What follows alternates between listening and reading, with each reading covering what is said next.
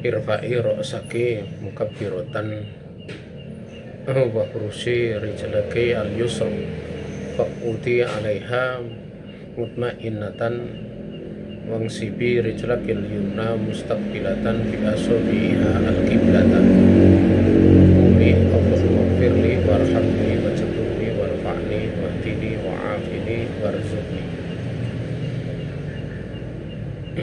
Setelah ini pada poin ke-15 kan seputar masalah sujud ya.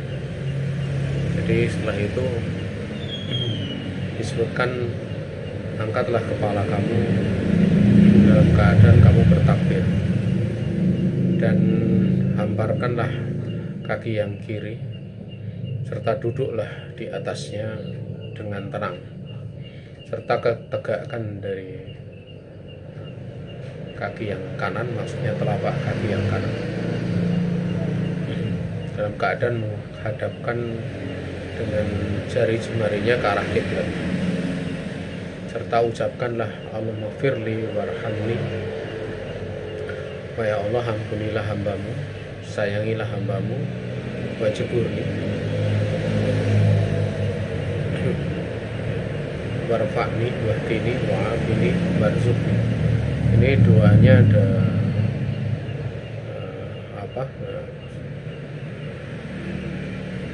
ada 7, diterangkan oleh Syekh Utsaimin rahimahullah taala.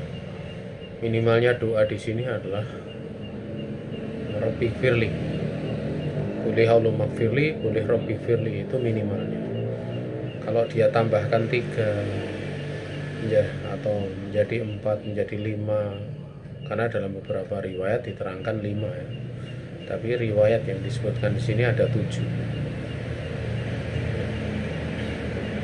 Maka yang demikian tidaklah mengapa, dan itu justru termasuk hal yang dianjurkan. Kemudian yang ke-7 adalah wakabbiri wasjudi asajadata tsaniyata kal ula tamaman. Kemudian bertakbirlah kamu dan sujudlah dengan sujud yang kedua seperti sujud yang pertama secara sempurna. Doa yang dibaca atau zikir yang dibaca sebagaimana sujud yang pertama. Kemudian yang ke-18 adalah irfa'i ra'saki mukabbiratan wastawi qa'idatan ala rijlikil yusra. Ya, rijlikil yusra. Kahaliki fil qit'ati baina sajadatain tsumma khabi muqtamidatan 'alal ardi ila raq'ati tsaniyati. Kemudian setelah sujud yang kedua, angkatlah kepala kamu dalam keadaan bertakbir. Ya, dalam keadaan bertakbir, dan luruskanlah qaidatan. Ya.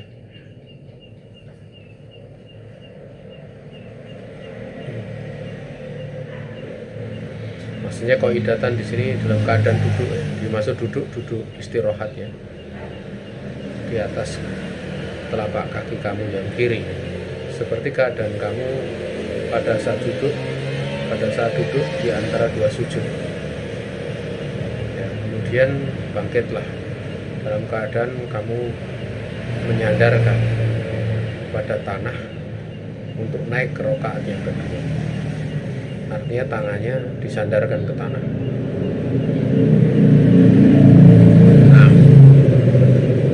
Tentang duduk istirahat itu silang pendapat di kalangan para ulama ya, karena di dalam beberapa riwayat Nabi melakukan itu tatkala sudah mulai badannya gemuk ya, dan sudah istilahnya umur beliau sudah cukup sepuh gitu, cukup tua.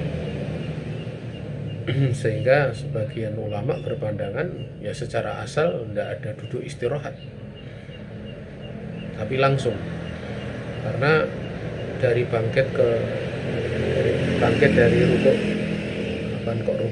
sujud kedua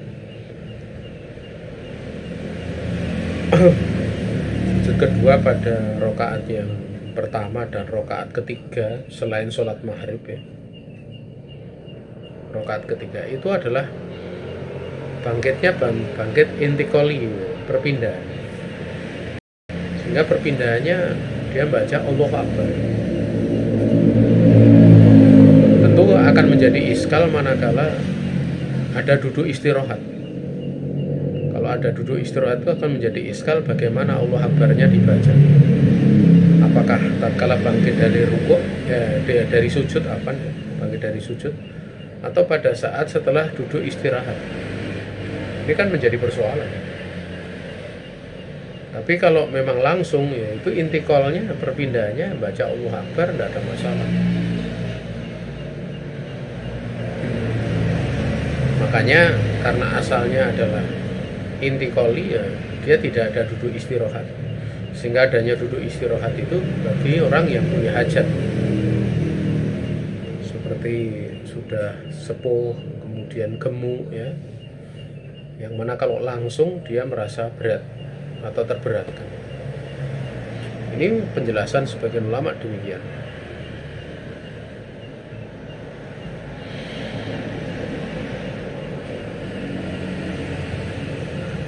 Kemudian yang ke-19, isna'i birok atistaniyati kama fil ula tamam. Lakukanlah pada rokaat yang kedua sebagaimana pada rokaat yang pertama secara sempurna. Ila annaki taj'alinaha aksara minal ula. Hanya saja bahasanya kamu menjadikan rokaat yang kedua itu lebih pendek ya daripada rokaat yang pertama. Maksudnya tentunya dari sisi bacaan setelah Al-Fatihah ya, itu menjadi lebih pendek. Walaupun itu tidak menjadi sebuah keharusan ya, tidak menjadi sebuah keharusan.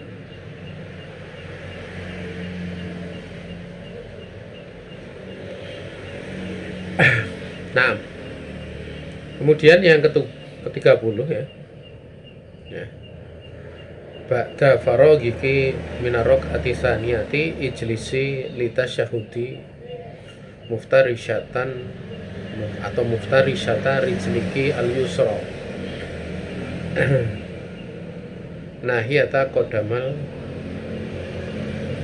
yumna ya, wadu'i kafakil yumna ala fakhdikil yumna wal yusra ala al-yusra wabsuti al-kafal yusra waqbitil yumna wa asyiri bisababati warmi wa armi bibasariki ilaiha. Setelah kamu selesai dari rakaat kedua, duduklah untuk tasyahud dalam keadaan kamu menghamparkan kaki kiri ke arah ke arah sisi kaki kanan. Maksudnya di situ yang diarahkan adalah telapak kaki gitu. Telapak kaki kiri ke arah telapak kaki kanan atau ke arah kaki kanan gitu. Letakkanlah telapak tangan kanan kamu di atas paha kanan. Dalam sebagian riwayat di atas lutut, dan telapak tangan yang kiri di atas paha yang kiri. Dalam sebagian riwayat adalah rukbah, yaitu pada lutut yang kiri. Lutut yang kiri. Ini duduknya mirip dengan duduk di antara dua sujud ya. Ini yang sering dikatakan sebagai duduk iftiros. Dan hamparkanlah telapak kaki atau hamparkanlah telapak tangan yang kiri dan genggamlah bagian yang kanan dan isyaratkan dengan jari telunjuk serta arahkan pandangan mata kamu kepada jari telunjuk itu. Di dalam penjelasan Syekh Utsaimin ya, di dalam kitab Fatudil Jalali wal Ikram, caranya itu dengan cara dua jemari, yaitu jari manis dan jari kelingking itu ditekuk ke arah dalam, ya, ke arah dalam, yaitu seperti digenggam gitu. Sementara jari tengah itu melingkar pada ibu jari, kemudian jari telunjuk mengacung, nah itu tegak gitu. Bentuk dari melingkarnya itu ada 3 bentuk. Yang pertama dilingkarkan, yang kedua ibu jari diletakkan pada bagian ruas jari yang paling dekat dengan telapak tangan, ya, paling dekat dengan telapak tangan, ya. Atau yang ketiga, bahwa ibu jari itu diletakkan di atas ruas jari-jari tengah. Jadi dari ruas pertama sampai ruas kedua itu disitulah, bahkan sampai pada puncak jari tengah itu terlingkar gitu. Terlingkar tapi disentuh dalam keadaan bukan ujungnya, tetapi dilingkar, di mana ibu jari diletakkan di atas jari tengah, namun tidak bisa sampai pangkal, tapi hanya sampai pada ruas pertama.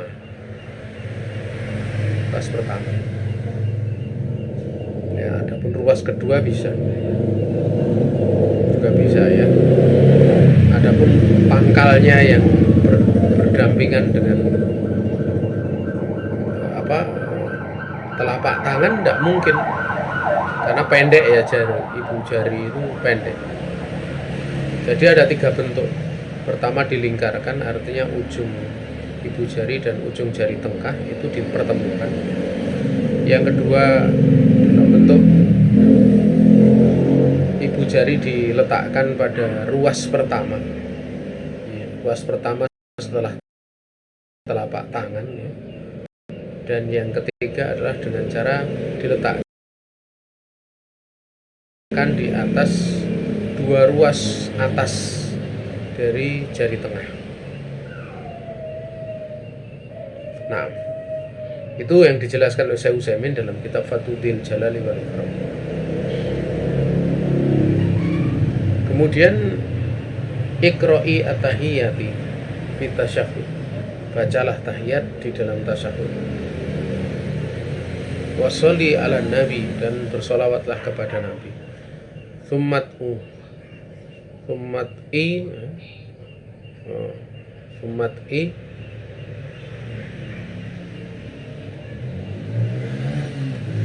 bima syi'ti minad du'a idza kunti fi tasyahudil akhir. Kemudian berdoalah dengan doa yang kamu kehendaki dari doa yang ada ketika kamu berada dalam tasawuf akhir. Adapun tasawuf awal itu hanya sampai pada asyhadu anna Muhammadar Rasulullah. Ya. Namun manakala ditambah dengan sholawat, yaitu sholawat yang pendek, sebagian ulama memandang membolehkan, sebagian ulama memakruhkan. Di kalangan madhab Syafi'i juga ada yang memberikan rukhsah untuk sholawat pada rakaat yang pertama, tapi pendek sholawatnya. Namun yang lebih masyhur di pendapat madhab Syafi'i adalah dimakruhkan.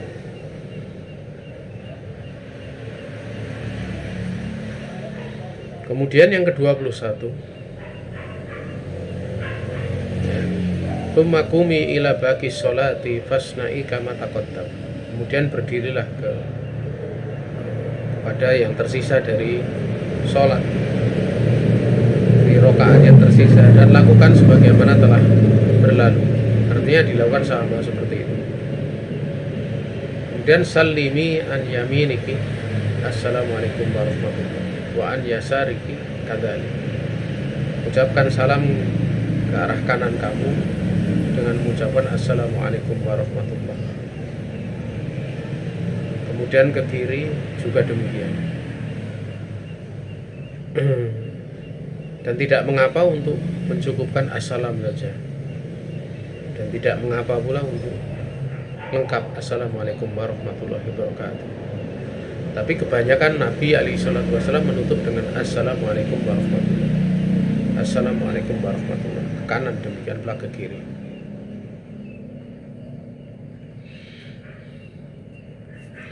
Kemudian yustahabu ba'da sholati antutili adzikra bil adkaril waridati as-sahihati wa tuksiri du'a roja al-ijabah lakin la tarfa'i yadai.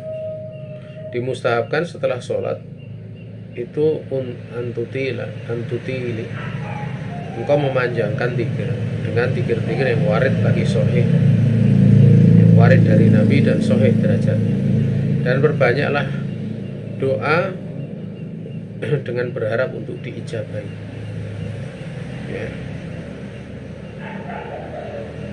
Namun jangan kamu mengangkat tangan kamu.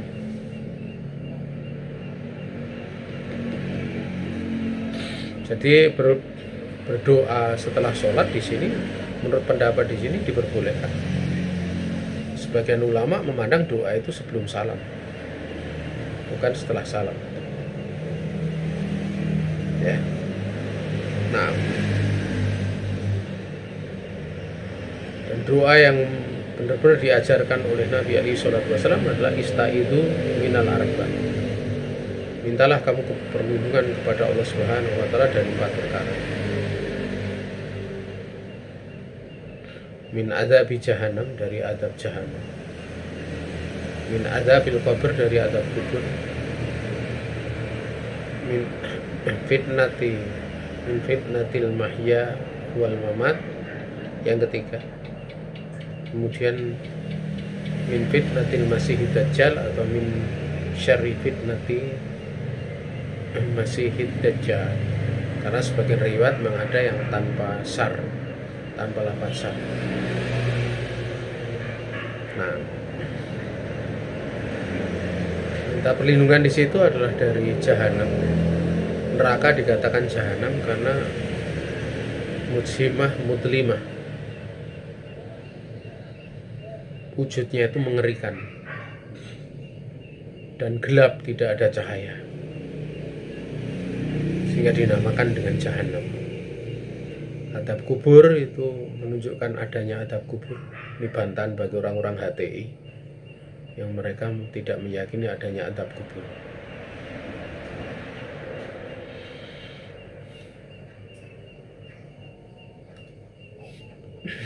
Nah, kemudian di sini diperbanyak doa berharap untuk diijabahi, namun tidak diangkat kedua tangannya, karena tidak dinukil satupun riwayat Nabi alaihi salatu wasallam mengangkat tangan di sholat setelah sholat wajib. Itu tidak warid.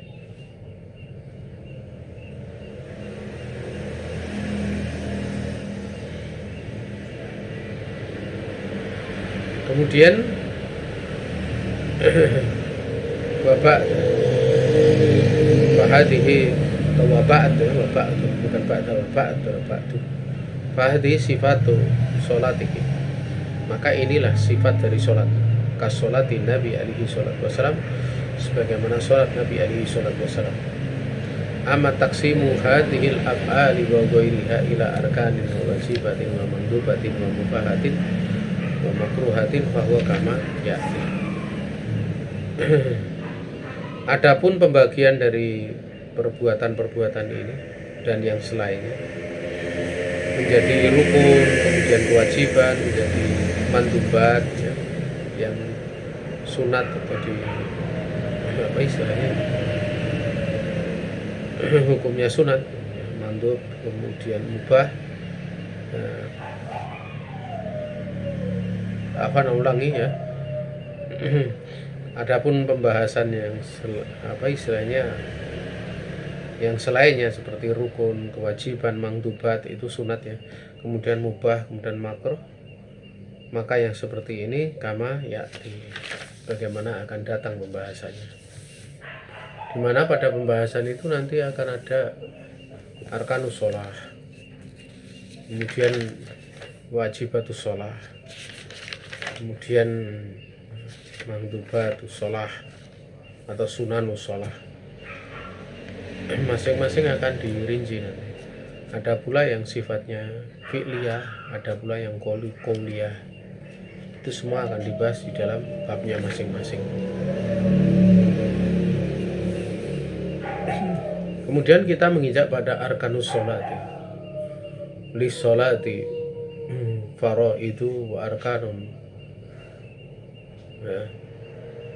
Tatarokkatu minha haqiqatun.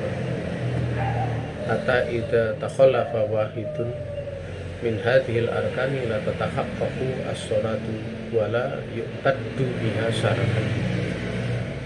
Pada sholat itu ada beberapa fardu, ya, wajiban, demikian luar rukun-rukun yang hakikatnya itu akan tersusun dengannya. Artinya hakikat sholat itu tersusun dengan adanya rukun-rukun tadi.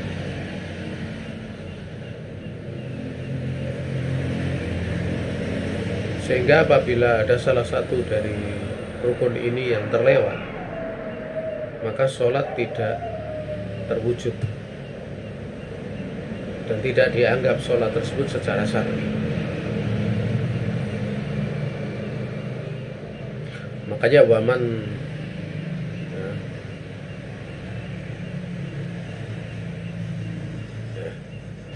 tarokat ruknan fis sholat fa in tarokathu amdan batulat sholatuha bittifaq. Barang siapa ya yang meninggalkan satu rukun dalam sholat, ada penjelasan yang hamiyah, sungguhnya, atau di sini fa'in tarokat, kalau dia meninggalkan karena sengaja, batal sholatnya dengan kesepakatan para ulama. Kemudian yang wa in tarokathu sahwan au jahlan, jika dia meninggalkannya karena lupa atau karena bodoh. Fa in amkana apabila memungkinkan untuk tadarukuhu wal ityanu bihi wajaba bil ittifaq. Kalau memungkinkan dia mendapatkannya dan mendatangi sholat tersebut, tatkala dia meninggalkan karena lupa dan karena bodoh, maka wajib dia untuk mendatangi. Ini dengan kesepakatan para ulama. Namun kalau tidak memungkinkan, fa'ilam yumkinha tadarukuhu fa'innaha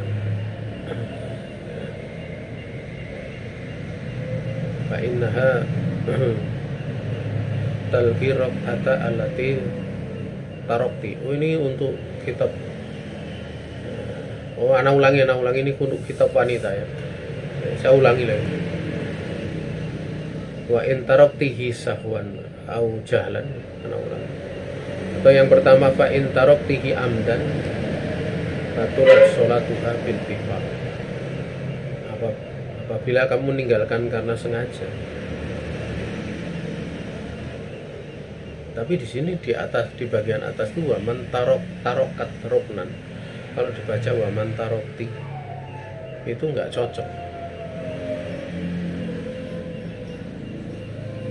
Waman tarokti harusnya nggak perlu seperti itu. Bisa cukup dengan faida. Wallahu ta'alam. Yang jelas itu kalau meninggalkan dengan sengaja batal ya. Namun kalau meninggalkan karena lupa dan karena bodoh, apabila memungkinkan untuk mendapatkannya dan mendatanginya, wajib untuk mendatanginya dengan kesepakatan para ulama. Namun kalau tidak memungkinkan untuk mendapatkannya, ya dia menggugurkan rakaat yang dia meninggalkan rukun di dalamnya. Hanya itu saja yang digugurkan, rakaat itu. Kemudian watak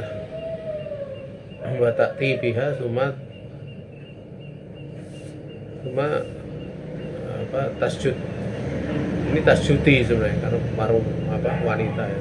Wa tasjuti li sujudi ala ma sayati fi sujudi sahwi. Kemudian ya, kamu bisa mendatangkan kalau takti di situ ya kita sesuaikan dengan wanita ya. Kamu bisa mendatangkannya, kemudian kamu sujud sahwi, tasjudi li sujud untuk sujud sahwi, li suhud ya.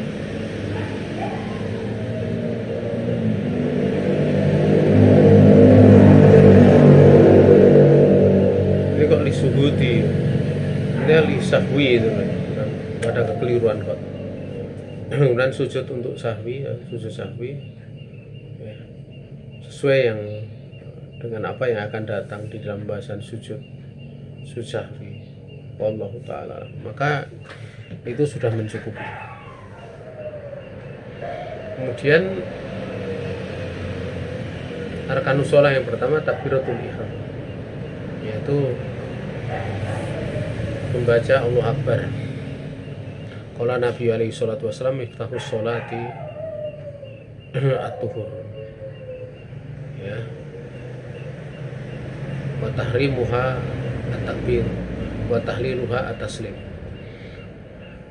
Takbiratul ihram, Nabi alaihi salatu wasallam bersabda, pembuka miftahus sholat, pembuka sholat adalah bersuci. Kemudian pengharamannya, maksudnya hurumah, kemuliaan, itu adalah takbirnya. Begitu takbir berarti sudah dia masuki kemuliaan sholat, tidak boleh berbicara dari sholat. Kemudian wa tahliluha, dan yang melepaskannya dari ibadah sholat adalah salam. Wa qala lil musii sholat, dan Nabi bersabda pada orang yang jelek dalam sholatnya, idza kunta ila sholat fakabbir, apabila kamu mau berdiri untuk sholat takbirlah. At-takbir huna huwa at-takbir wa takbirul ma'hud alladhi ya naqalatu al-ummatu naqlan wa daruriyan khalfan an salafin an nabiyha alaihi salatu wasalam anhu kama yakul fi kulli sholatin Allahu akbar la yakulu ghayruhu wala maratan wahidatan. Takbir di sini dia adalah takbir yang sudah diketahui dan disepakati, yang mana umat ini telah menukil dengan penukilan yang sifatnya otomatis, terus menerus ya. Khalfan an salaf, dia menukil dari khalfan ya, dari bergenerasi dari salaf itu. Dan salaf itu an-nabi ya, dari umat tersebut, nabi tersebut ya, sebagaimana beliau mengucapkan di setiap kali sholat Allahu Akbar.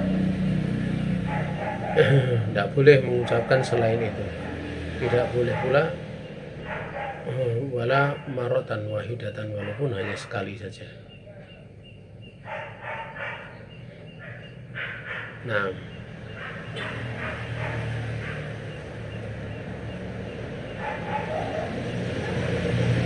kemudian rukun yang kedua adalah al-qiyamu fil fardhi lil qadir alaih, yaitu berdiri di dalam al-qiyam fil fard, dalam sholat wajib bagi orang yang mampu padanya. Allah berfirman, wa qumu lillahi qanitin, berdirilah kalian untuk beribadah kepada Allah qanitin, dalam keadaan khusyuk. Wa qala alaihi salatu wasallam li Imrani ibni Husain salli qa'iman fa illam tastati fa qa'idan fa illam tastati fa ala jambi. Nabi bersabda, sholatlah kamu dalam keadaan duduk. Kalau tidak mampu untuk duduk, maka lakukanlah dengan berbaring di atas lambung.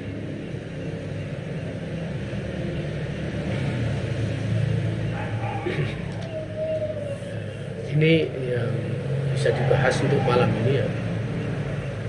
Jadi nanti akan datang rincian-rincian lagi atau fawaid-fawaidnya yang perlu untuk ditambahkan ya. Dan rekamannya, ingat rekamannya tadi sempat saya lupa merekam sehingga sudah mulai materi pada poin ke-16. Ada pun pembuka yaitu sanjungan untuk Allah dan sholawat itu tidak sempat terekam ya. Ini saja yang bisa disampaikan. Kalau ada pertanyaan kami persilahkan. Taklimnya lebih sederhana dibandingkan selain bulan Ramadan ya. Durasinya lebih singkat. Saya kembalikan kepada pembawa acara.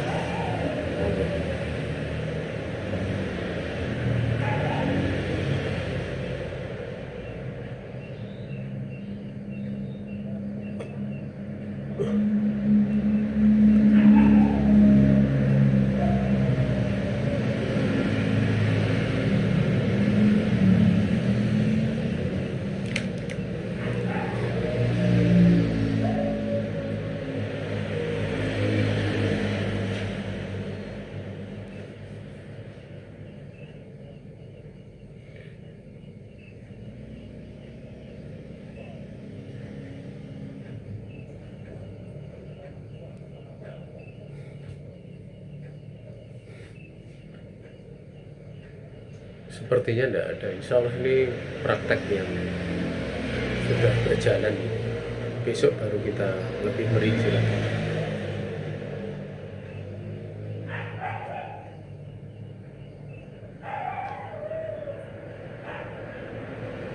Oh ya,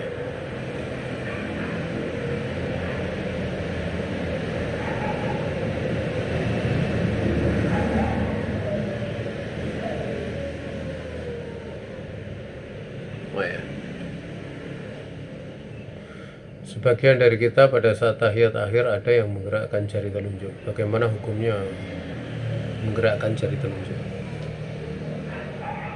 Itu diambil dari hadis yang syad ya, dari jalur Zaidah ibnu Qudamah. Beliau ini seorang rawi yang thiqah ya. Tapi pada waktu mengambil riwayat dari syekhnya, dari gurunya, keadaan beliau itu adalah seorang yang bukan seorang yang kibarnya, tapi yang sigor gitu atau junior. Dari seluruh rawi yang mengambil dengan guru yang sama, kan gurunya punya murid banyak, salah satunya adalah Zaidah ibnu Qudamah. Itu tidak ada satupun yang meriwayatkan dengan lafaz yuharikuha. Beliau berisyarat dengan cuma wa asyar ilaiha. Beliau berisyarat dengannya, dengan jari telunjuk. Tidak ada lafaz yuharikuha. Semua satu-satunya yang meriwayatkan adalah Zaidah ibnu Qudamah. Dia menyelisih dari rawi yang lebih kuat derajatnya.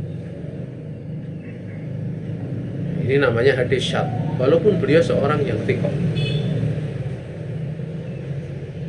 Seorang yang thiqah. Ya. Makanya kadang kita dapati sebagian sahabat yang mendapati sebuah hadis misalnya pada satu perkara, ternyata hadisnya kurang lengkap dibandingkan yang lebih senior. Itu biasa terjadi ya, biasa terjadi. Nah, sehingga hadis yang dijadikan sandaran untuk yuharikuha itu adalah hadis yang derajatnya lemah ya, syad. Tapi memang Syekh Albani rahimahullah ta'ala menganggap itu ziyadatu thiqah, sehingga itu sebagai tambahan makna dari hadis-hadis yang derajatnya lebih tinggi tadi, makanya menggerak-gerakkan. Tapi dari Syekh Asim ya, hafizahullah ta'ala, beliau belajar sama Syekh Albani. Beliau bahkan pernah sholat di samping Syekh Albani. Syekh Albani sendiri di dalam menggerakkan jari-jarinya itu nggak keras ya, kayak orang gemetar, kecil sekali, gerakannya kecil sekali, tidak keras. Nah, ini sebagaimana waktu beliau sebutkan dikala saya duduk di situ ya, di majelis beliau, hafizahullah ta'ala.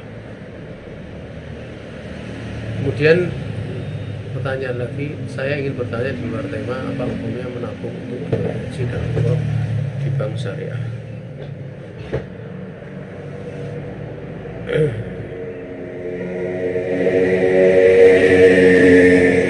Saya nggak tahu ya tentang apakah haji itu jalan satu-satunya adalah itu, pembayarannya maksudnya. Adapun kalau pembayarannya adalah itu, maka dimaklumi masuk kategori darurat, tidak ada masalah. Mau bayar lewat ini, lewat itu, lewat mana saja, itu masuknya ke bank, maka tidak ada masalah. Kalau memang kondisinya seperti itu. Dan saya nggak tahu yang bayar lewat pemerintah itu dengan antri itu juga seperti itu atau enggak itu. Pakai sistem perbankan atau pakai sistem yang dimaklumi ada. Memang yang menjadi masalah menabung di bank itu, menurut sebagian ulama ya, itu dia termasuk qard ya, termasuk pinjaman. Artinya dia memberi pinjaman kepada bank. Makanya karena pinjaman maka berlaku riba, bunga. Tapi sekarang itu ada akad-akad yang tanpa bunga itu ada. Jadi kalau kita nyimpan, nabung, itu ada bunga. Apa tidak ada bunga? Itu bisa. Namun yang menjadi masalah, uang tatkala karena ini sifatnya pinjaman ya. Ya. Kita nabung itu hakikatnya memberi pinjaman. Itu kan diputar lagi dengan untuk usaha riba. Kalau itu perbankan riba. Nah di sini ada ta'awun. Nah disinilah ketidakbolehannya, ya, ketidak diperbolehkannya, apa keharamannya. Tapi kalau kemudian memang tidak ada pembayaran, metode pembayaran kecuali seperti itu, tidak ada masalah. Ya, tidak ada masalah. Seorang dia apa nabung atau ya. Tapi kita tidak tahu ya apa sebenarnya tabung di nabung itu kemudian memang langsung dapat jatah haji walaupun 10 tahun yang akan datang atau umroh gitu. Saya kurang tahu. Beda kalau yang dikelola oleh pemerintah itu memang ada jatah tahun sekian, tahun sekitar ya. Wallahu ta'ala. Langkah lebih bagusnya untuk kalau memang mau haji ya, mendaftar kepada pemerintah. Adapun yang melalui penabungan seperti itu, kalau memang dia nggak mampu, namanya orang nggak mampu, itu dia diberi udzur dan tidak perlu untuk memaksa diri. Apalagi pada saat dia nabung banyak, dia mesti menekan kebutuhan yang dia mesti bertanggung jawab, baik untuk dirinya, untuk siapa, untuk keluarganya, dari berbagai nafkah yang ada. Wallahu ta'ala alam. Sehingga Pak insya Allah demikian ya, demikian. Masih ada? Kalau masih ada kami persilahkan.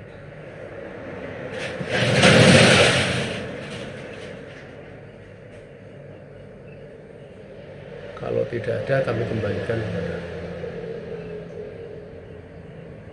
membawa acara.